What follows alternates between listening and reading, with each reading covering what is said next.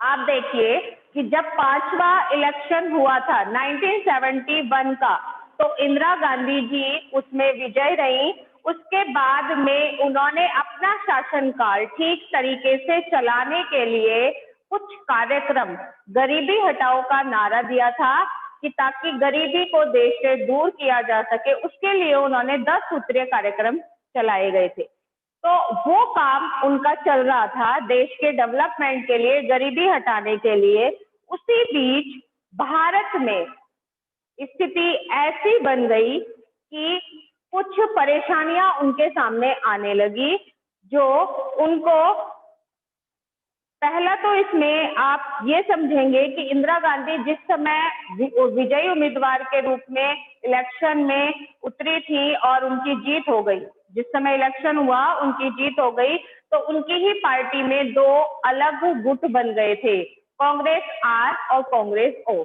कांग्रेस ओ में जो कांग्रेस के सीनियर नेता थे उनका ग्रुप था, और कांग्रेस आर जो थे वो जो प्रधानमंत्री उस समय इंदिरा गांधी थी उनके साथ के लोग थे, वो कांग्रेस आर के लोग कहलाए।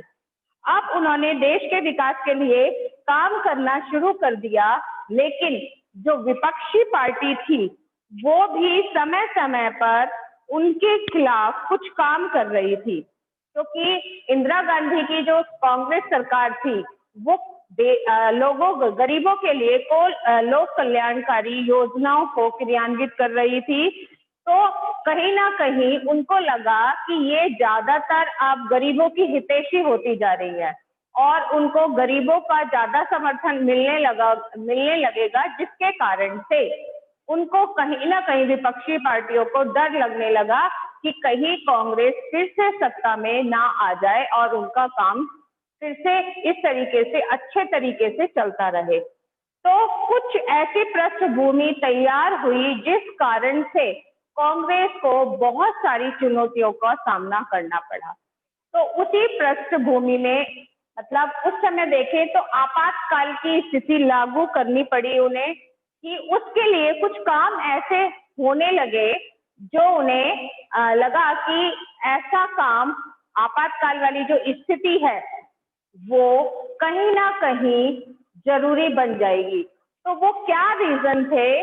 तो वो पृष्ठभूमि तैयार हो रही थी आपातकाल की, जिसमें कि सबसे पहला कारण मैंने आपको बताया, आर्थिक कारण। क्या था? आर्थिक कारण।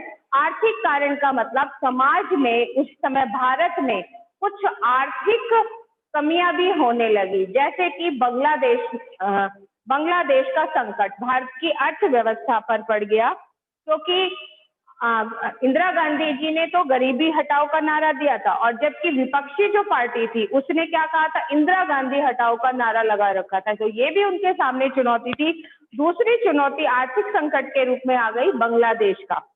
बांग्लादेश के संकट से भारत की अर्थव्यवस्था पर भारी बोझ पड़ा और लगभग 80 लाख लोग पूर्वी पाकिस्तान की सीमा पार करके भारत आ गए थे। इसके बाद पाकिस्तान से जो हमारा 1971 में युद्ध हुआ, उसके बाद अमेरिका ने भारत को आर्थिक मदद देना बंद कर दिया, क्योंकि उस समय के टाइम पीरियड में आप देखें तो पाकिस्तान का अमेरिका साथ देता था। तो जब हमारा युद्ध हुआ तो अमेरिका ने भारत को सहायता देना बंद कर दिया, जिसके कारण से भारत की अर्थव्यवस्था पर इफेक्ट पड़ा। दूसरा था कि अंतरराष्ट्रीय बाजार में तेल की कीमतें जो थी वो धीरे धीरे से बढ़ने लगी, और इन चीजों का प्रभाव क्या हुआ कि 1973 में जो कीमतें थी, सामानों की जो कीमतें थी वो 1973 में 23% बढ़ गई। कितने? 23% बढ़ गई 1973 में। 1974 में वो 30% कीमतें ज्यादा बढ़ने लगी। अब ये सारी कीमतें जब बढ़ने लगी तो लोगों को मूल्य वृद्धि के कारण बहुत कठिनाइयों का सामना करना पड़ा, क्योंकि कीमतों में इजाफा होने लगा और लोगों को अपने डेली रूटीन की चीजों को लेने में संकट का सामना करना पड़ा। तो ये आर्थिक कारण होते हैं जिसके कारण से जो धीरे धीरे आपातकाल की पृष्ठभूमि को तैयार कर रही थी, जिन चुनौतियों का कांग्रेस सरकार को सामना करना पड़ रहा था। अब आर्थिक गति धीमी हो गई, जिसके कारण से औद्योगिक विकास भी बहुत धीरे हो गया और जिसके कारण से बेरोजगारी बढ़ी और बेरोजगारी ग्रामीण इलाकों में ज्यादा बढ़ गई। तो उस समय की सरकार ने क्या सोचा कि जो उनके कर्मचारी जो काम करते थे उनका वेतन रोकना शुरू कर दिया, वेतन रोक दिया। अब ये तो काम हो ही रहे थे, इतने सारे काम हुए कि पहला कि गरीबी हटाओ का नारा उन्होंने दिया और जो विपक्षी पार्टी थी उन्होंने इंदिरा गांधी हटाओ का नारा दिया, यानी कि उनको हटाने के लिए वो कुछ अड़चने डाल रही थी। तो उसी समय आर्थिक पृष्ठभूमि भी तैयार हो गई कि हमारे भारत पर कुछ आर्थिक संकट भी आने लगे। बांग्लादेश का संकट आया जिससे भारतीय अर्थव्यवस्था पर भारी बोझ पड़ा। पूर्वी पाकिस्तान से 80 लोग भारत की सीमा में प्रवेश करने लगे, जिसका बोझ भी भारत की अर्थव्यवस्था पर पड़ने लगा। और युद्ध के बाद पाकिस्तान से युद्ध हुआ तो उसके बाद अमेरिका ने सहायता देना बंद कर दिया। तो ये कारण कुछ हुए जिन्होंने आर्थिक कारण थे जिन्होंने भारत के लिए उस समय के टाइम पीरियड के लिए आपातकाल की पृष्ठभूमि को तैयार करा। दूसरा था, ये तो सब चल ही रहा था कि ये सब संकट तो फेस कर ही रहे थे, साथ ही साथ मानसून भी उस समय का असफल हो गया। अब मानसून, क्योंकि उस समय के जो किसान थे वो बारिश पर डिपेंड करते थे कि बारिश होगी तो खेती अच्छे से होगी, खेती अच्छी से होगी तो उनको अच्छे से मूल्य मिलेंगे और उनकी आय में, आमदनी में बढ़ोतरी होगी, लेकिन और लोगों की खाद्यान्न पूर्ति को वो पूरा कर सकेंगे। ये सारी चीजें जो वो मानसून सही होने के कारण करते थे, लेकिन उन दिनों मानसून भी क्या रहा, असफल रहा। उनके टाइम पीरियड में मानसून भी असफल रहा, जिसके कारण से खाद्यान्न का उत्पादन जो है 8% कम हो गया। 8% कम हो गया और देश में आर्थिक स्थिति की बदहाली हो गई तो देश में असंतोष, लोगों में असंतोष फैल गया।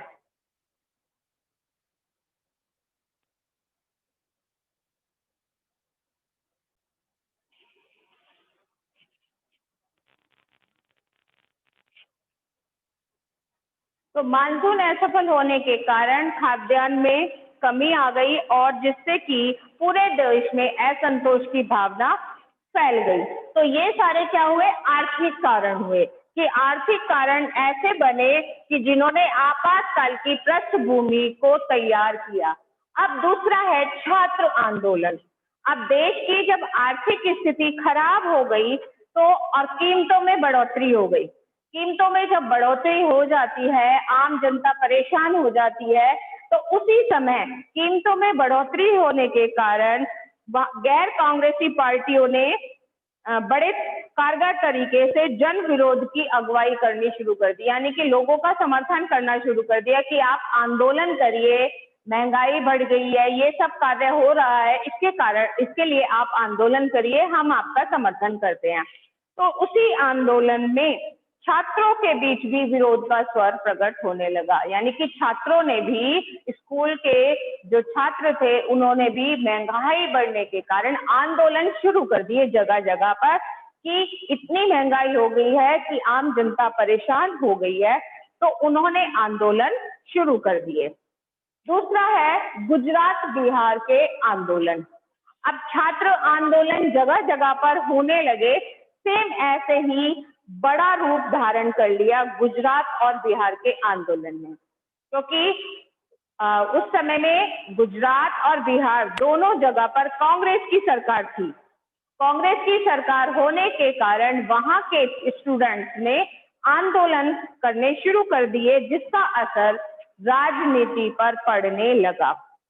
राजनीति पर पड़ने लगा कि 1974 में जो खाद्यान्नों में कमी आ गई थी और खाद्य तेल और आवश्यक वस्तुओं की कीमतें बढ़ गई थी, तो उन्होंने भ्रष्टाचार के खिलाफ, कि ये देश में भ्रष्टाचार हो रहा है, इसके खिलाफ प्रदर्शन करने शुरू कर दिए और आंदोलन शुरू कर दिए। और उनके आंदोलन में, जो छात्र आंदोलन थे, उनके आंदोलन में कुछ राजनीतिक पार्टियां भी धीरे धीरे शामिल होने लगी, क्योंकि उनको लग रहा था कि विपक्षी जो पार्टियां थी, कि हम इस तरीके से आंदोलन में शामिल होंगे, लोगों का सहयोग मिलेगा, तो कांग्रेस पार्टी कमजोर हो जाएगी, क्योंकि कांग्रेस के खिलाफ ही ये सारे प्रदर्शन हो रहे थे। कांग्रेस सरकार के समय में ही ये सारी चीजें हो रही थी। आर्थिक कारण से देश में महंगाई बढ़ गई थी, तो ये सारे लोगों ने आंदोलन करने शुरू कर दिए।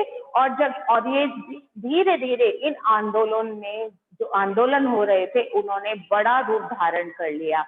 अब उस छात्र आंदोलन में बड़े बड़े नेता भी शामिल होने लगे। तो उस समय के छात्र नेताओं के साथ में गुजरात में तो जो कांग्रेस के प्रमुख नेता थे और इंदिरा गांधी के विरोधी थे, मोरारजी देसाई जो थे, उन्होंने तो कहा कि अब भारत में नए सिरे से चुनाव करवाने चाहिए। अगर नए सिरे से चुनाव नहीं हुए और इस सरकार को नहीं गिराया गया, तो मैं अनशन पर बैठ जाऊंगा। तो यानी कि उनके छात्र आंदोलनों का समर्थन बड़े बड़े नेताओं ने करना शुरू कर दिया, राजनीतिक दलों ने करना शुरू कर दिया, उनके साथ समर्थन करना शुरू कर दिया, और वो आम नागरिकों के साथ हो गए और कांग्रेस सरकार को कमजोर करना शुरू कर दिया। दूसरी तरफ बिहार में भी इसी तरह के आंदोलन हुए। बिहार में आंदोलन का नेतृत्व करने के लिए उन्होंने जेपी नारायण को बुलाया। बिहार में आंदोलन करने के लिए किसको बुलाया? जेपी नारायण को। जेपी नारायण एक प्रमुख नेता थे उस समय के, जो आंदोलन के नेता थे। उनको कहा कि आप हमारे आंदोलन का नेतृत्व कीजिए, प्रमुख नेता बनिए, क्योंकि जेपी नारायण जो थे वो एक सक्रिय नेता थे और उस समय की वो राजनीति को छोड़ चुके थे, सामाजिक कार्यों में लगे हुए थे। और छात्रों के निमंत्रण को उन्होंने स्वीकार कर लिया और स्वीकार करने के लिए उन्होंने स्टूडेंट से एक शर्त रखी कि आंदोलन क्या है, अहिंसक रहेगा। अहिंसक का मतलब समझते हैं? कोई उसमें गलत काम नहीं होगा, उसको शांतिपूर्ण तरीके से किया जाएगा, धरना देकर, भूख हड़ताल कर ऐसे उनका इस्तेमाल किया जाएगा। मतलब हिंसा में तो कोई तोड़ फोड़ ये सब चीजों का इस्तेमाल नहीं होगा, अहिंसा के तरीके से हम आंदोलन करेंगे, ये शर्त रखी जयप्रकाश नारायण ने छात्रों के साथ। अब छात्रों के साथ उन्होंने आंदोलन की जो शर्त रखी वो स्वीकार ली गई और कहा गया कि यह आंदोलन जो है केवल बिहार तक सीमित नहीं रहेगा, बिहार से आगे भी, बिहार स्टेट तक सीमित नहीं है, बिहार के बाहर भी इस आंदोलन को आगे चलाया जाएगा।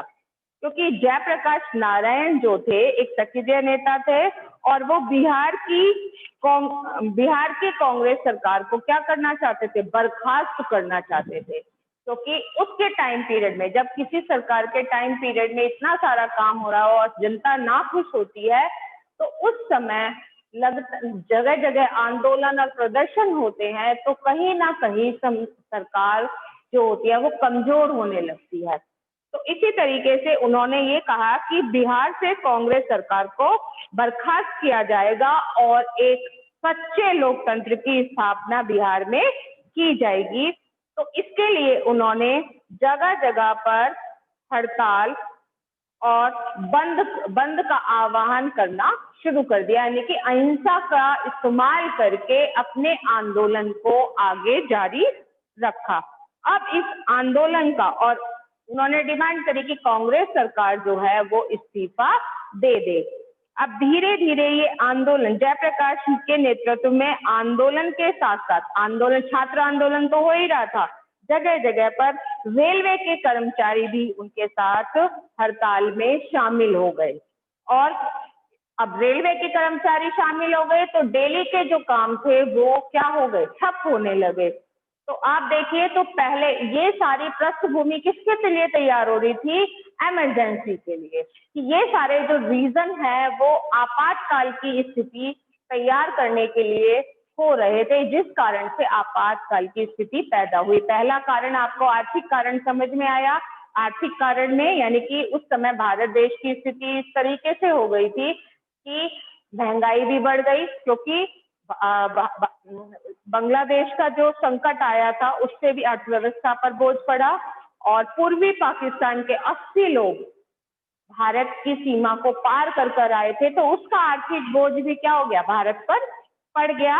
और अमेरिका से जो हमें सहायता मिलती थी वो भी धीरे धीरे बंद हो गई, और अंतरराष्ट्रीय बाजार में तेल की कीमतें बढ़ी। अब जब तेल की कीमत, हम तेल आयात करते हैं, जब तेल की कीमत बढ़ जाती है, जब हम खरीद रहे हैं, तो जब हम अपने देश में किसी चीज को जब महंगी खरीद रहे हैं तो हम सस्ती दर पर तो नहीं बेच सकते, तो उसको बेचने के लिए हमने महंगाई बढ़ा दी, क्योंकि हमने भी उसको महंगे दाम पर खरीदा था। तो इस तरीके से जो डेली रूटीन की चीजें थी जो लोग इस्तेमाल करते थे, उनके मूल्य में वृद्धि होने लगी, तो लोगों का आक्रोश बढ़ गया। और दूसरा इफेक्ट जब पड़ा कि जब खाद्यान्न में कमी आ गई। खाद्यान्न में कमी क्यों आई? क्योंकि हमारा मानसून उस समय असफल हो गया था, बारिश पर डिपेंड थे किसान, और मानसून की असफलता के कारण जो था उत्पादन क्षमता, खाद्यान्न की उत्पादन क्षमता वो 8% कम हो गई, जिससे आर्थिक स्थिति और खराब हो गई और देश में असंतोष फैल गया। अब दूसरी तरफ क्या हुआ? छात्र आंदोलन। पृष्ठभूमि तैयार करने में क्या हुआ? छात्र। अब भारत सरकार की जब स्थिति, भारत देश में स्थिति ऐसी बन रही थी, तो जगह जगह महंगाई बढ़ने के कारण छात्रों ने आंदोलन शुरू कर दिए, और उसका फायदा गैर कांग्रेसी दल ने भी उठाना शुरू कर दिया, और लोगों को कहा कि आप आंदोलन करिए, हम आपके आंदोलन की अगुवाई करेंगे।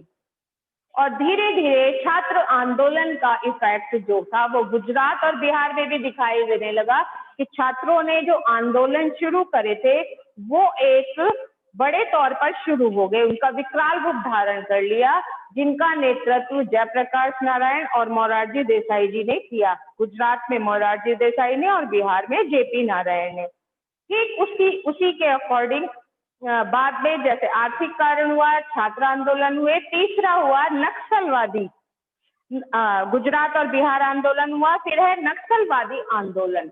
नक्सलवादी आंदोलन भी आपातकाल की पृष्ठभूमि तैयार करने में मेन भूमिका रही इनकी भी। कि नक्सलवादी आंदोलन क्या होता है?